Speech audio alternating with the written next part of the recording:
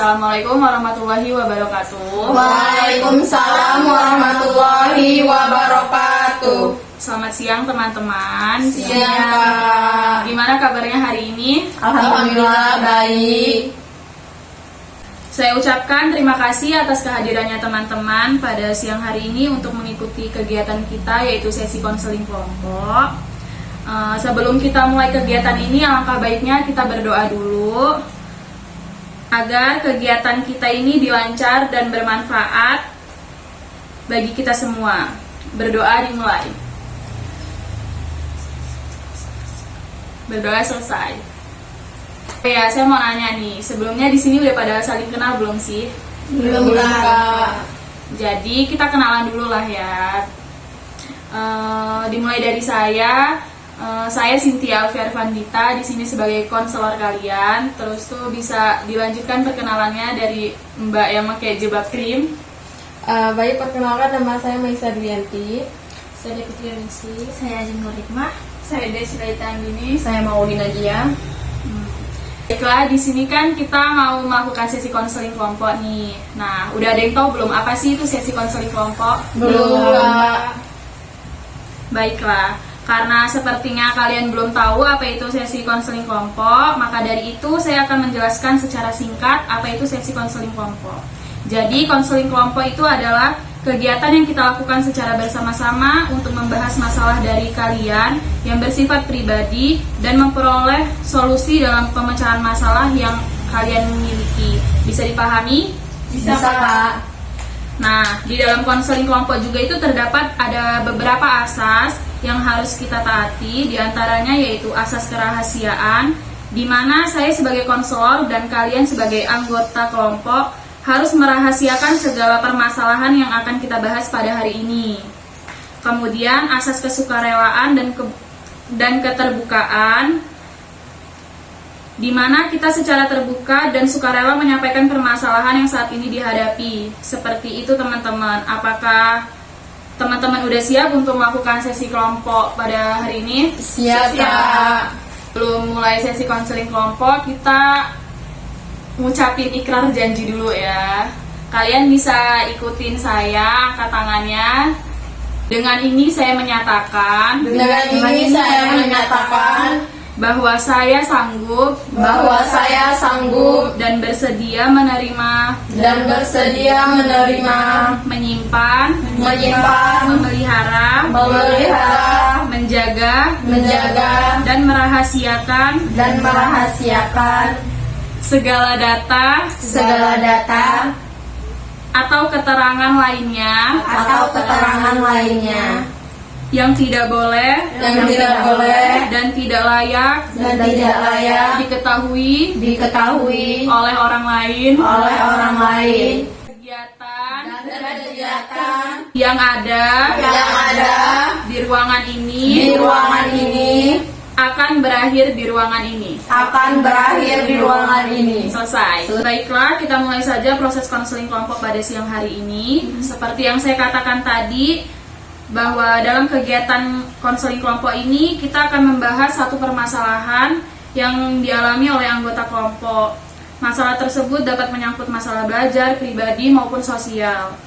Silakan siapa yang mau mengutarakan masalahnya dulu terlebih dahulu. Saya Kak. Saya itu ada masalah sama teman SMA saya. Selisih paham gitu sih Kak, karena salah satu dari mereka itu ada yang mengambil duit saya. Yang lain gimana? Siapa dulu?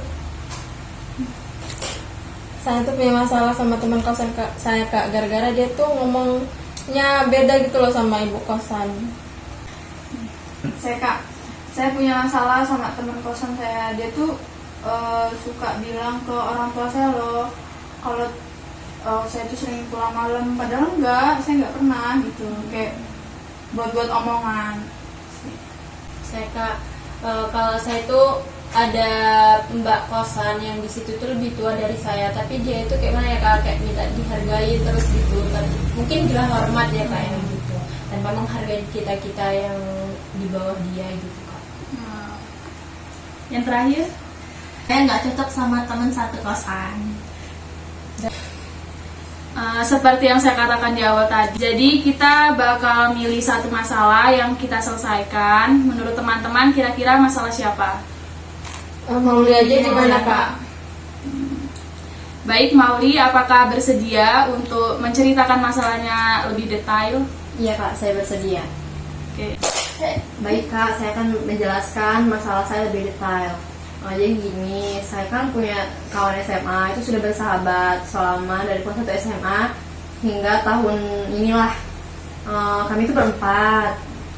Jadi suatu hari itu waktu malam sesudah tahun baru, mereka nginep di rumah saya. Posisi saya baru pulang kerja, mereka datang.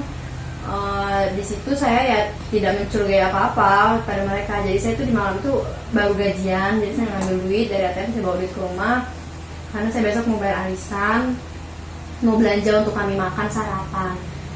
Sudahlah, jadi kami itu ngobrol-ngobrol di depan rumah.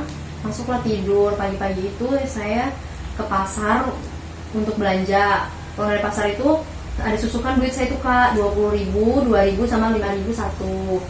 Jadi saya masak, saya taruhlah duit itu di atas lemari kamar saya, sedangkan itu posisi rumah saya nggak ada orang sama sekali.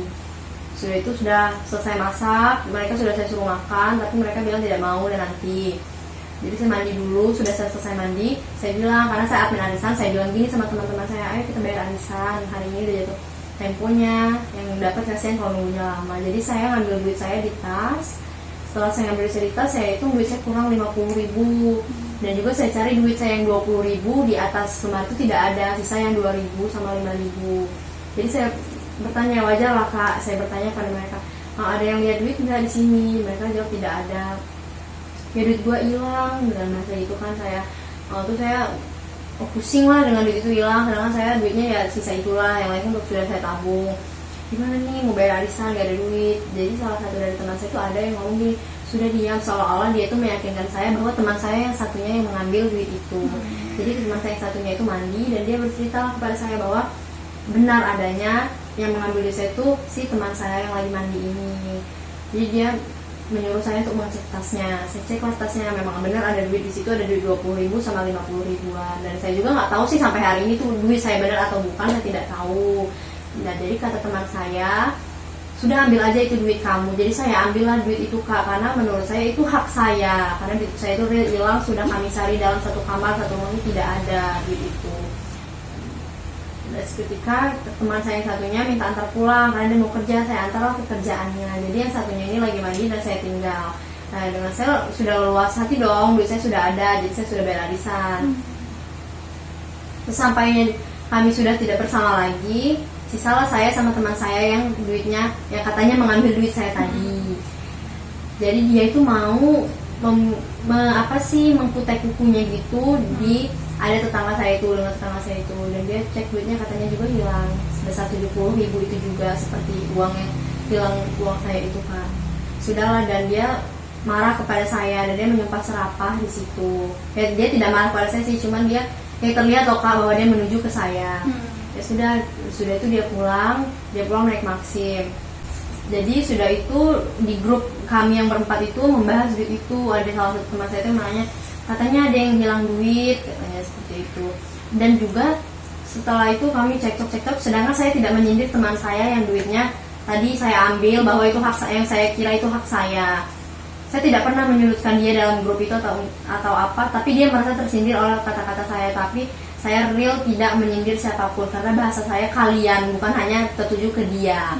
Jadi sudah dari itu, ternyata teman saya yang satunya yang menyuruh saya mengambil duit di dalam dompet dia, bahwa menyatakan itu duit saya, dia yang membeberkan ke teman saya itu.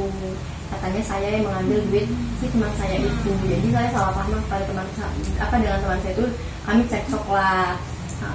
Sudah kami cekcok itu, saya tidak terima dong kak, tapi saya berluas hati karena duit saya sudah kembali. Nah, lama-lama saya berpikir, apakah yang mengambil duit saya itu teman saya yang menyuruh saya mengambil duit di dalam tas teman saya satunya, atau benar real teman saya itu yang mengambil? Saya tidak tahu sampai saat ini. Dan juga yang saya pahami, kami tidak pernah bermain lagi, ataupun teman saya yang satunya itu tidak pernah bercampur main lagi dengan teman saya dua itu. Tapi teman saya yang berdua itu tetap main, masih sering main bersama. Cuma kayak saya atau teman saya yang menyuruh saya ngambil duit di dalam dompet itu nggak main lagi Kak. Nah jadi entah teman saya yang menyuruh saya ngambil duit itu dia menjauhi dirinya karena dia merasa bersalah dengan apa yang sudah dilakukan kepada saya dan teman saya itu atau apa, itu saya tidak tahu. Sampai detik ini pun saya tidak pernah mendengar kabar mereka karena sudah saya tutup semua tentang mereka karena saya terlanjur lebih sakit hati dengan pengkhianatan mereka. Saya anggap itu pengkhianatan karena ini seperti diadu domba. Jadi saya tidak pernah lagi berkomunikasi kepada mereka. Dan yang saya dengar dari teman-teman lain yang berteman dengan mereka pun membicarakan bahwa mereka bertiga sudah tidak main lagi, tapi yang berdua itu ya masih sering main. Itu ceritanya Kak.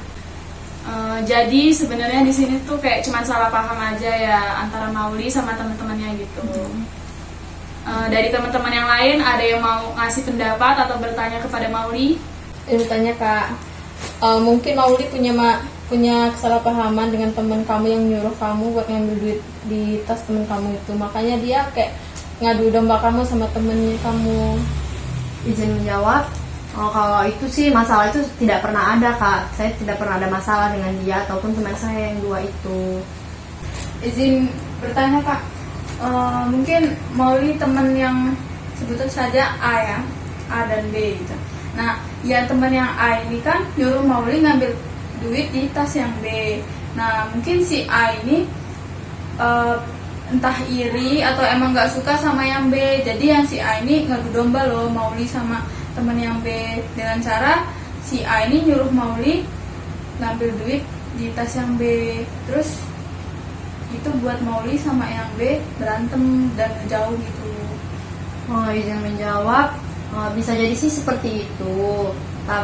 Emang sih yang si anak B ini dia sering banget nyeleneh gitu loh, dan bukan artinya nyeleneh kayak buat anggota yang lain ini tidak senang lah dengan perbuatan dia yang gimana gitu, agak aneh gitu juga sih emang. Bisa jadi, tapi saya nggak tahu sih masalah antara A dan B ini apa. Yang saya bingung sampai sekarang kenapa saya yang diperbuat seperti itu.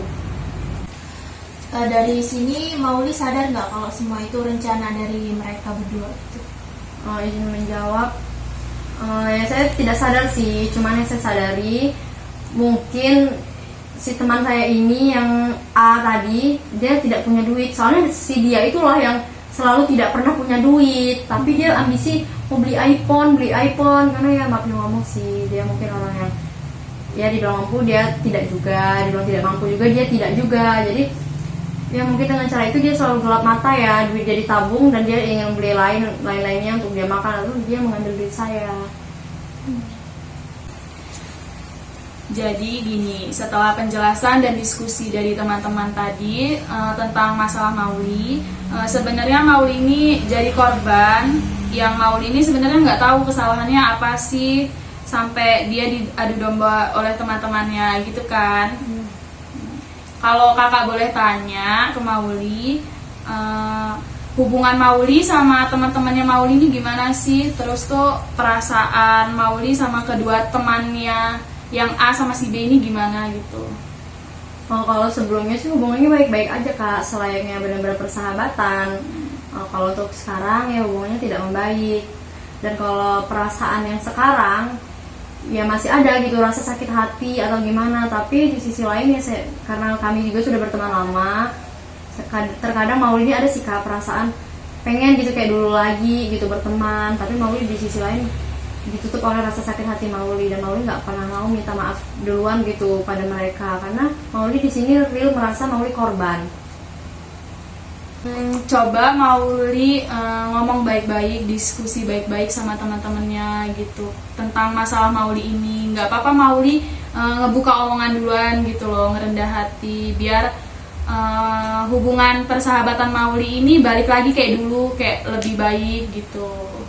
Baik Kak, setelah ini Mauli akan mendiskusikan itu kepada teman-teman Mauli dan mengajak mereka bertemu untuk membicarakan gimana masalah awalnya itu, dan agar Mauli juga terpecahkan masalah ini, sebenarnya siapa yang mengambil duit itu awalnya, juga tidak menjadi kesalahpahaman lagi. Jadi teman-teman ada yang ingin nambahin nggak berpendapat gitu? Cukup Kak. Coba Kak. Jadi di sini Mauli udah bisa nemuin solusi dari permasalahan Mauli itu belum? Sudah Kak. Kalau boleh tahu apa sih? Solusinya yang tadi kita bicarakan, untuk Mauli mengkomunikasikan mereka terlebih dahulu, bertemu dan membicarakan apa sih topik permasalahan ini awalnya, dan agar juga permasalahannya terpecahkan, siapa sih yang mengambil duit Mauli sebenarnya. Baik, jika Mauli sudah menemukan solusi dari permasalahan yang Mauli alami. Jadi saya rasa sesi konseling pada siang hari ini sudah cukup. Karena keterbatasan waktu, kita akhiri sesi konseling ini. Saya selaku konselor meminta maaf jika ada kesalahan kata, baik yang disengaja ataupun tidak sengaja. Saya akhiri sesi konseling ini. Wassalamualaikum warahmatullahi wabarakatuh. Waalaikumsalam warahmatullahi wabarakatuh.